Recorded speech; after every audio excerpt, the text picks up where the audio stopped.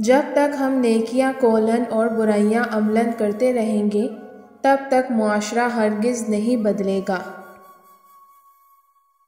आपकी शख्सियत का सबसे मजबूत पहलू आपका खुद पर यकीन होना है।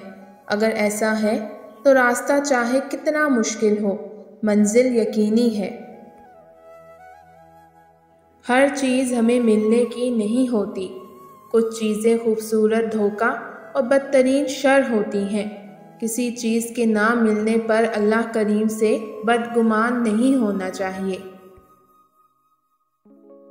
महबूब तरीन शख्स के लिए हर तारीफ़ बजा, लेकिन मैं उसे कलवंजी से तशबीह दूंगी, क्योंकि कलवंजी में मौत के सिवा हर बीमारी की शफा है।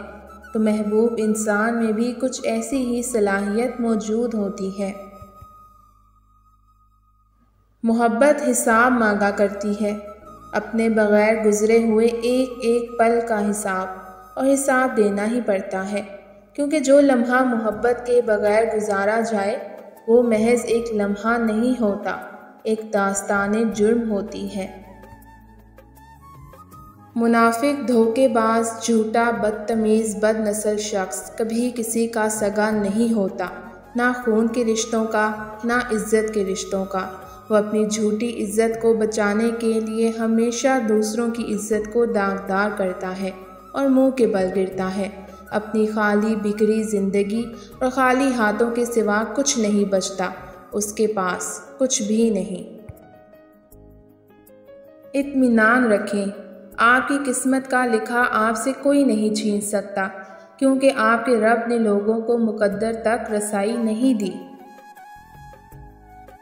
औरत तो रंग है, मोहब्बत करेगी तो आपके वजूद के सादा किनूस में भर जाएगी। नफ़रत करेगी तो आपको अपने वजूद के रंगों से महरूम करके बदनुमा खंडर कर देगी। मर्द सच्ची मोहब्बत सिर्फ उस औरत से करता है जिस औरत के होंठों से वो अपने लिए प्यार, मोहब्बत और एहतराम के अल्फाज सुनता है। अक्सर तनाज़ात की वजह ज़ुबान है। अल्फाज के ऊपर इतना ध्यान मत दो, क्योंकि मुमलिकत मोहब्बत में ज़ुबान की कोई अहमियत नहीं। मोहब्बत तो खामोश होती है।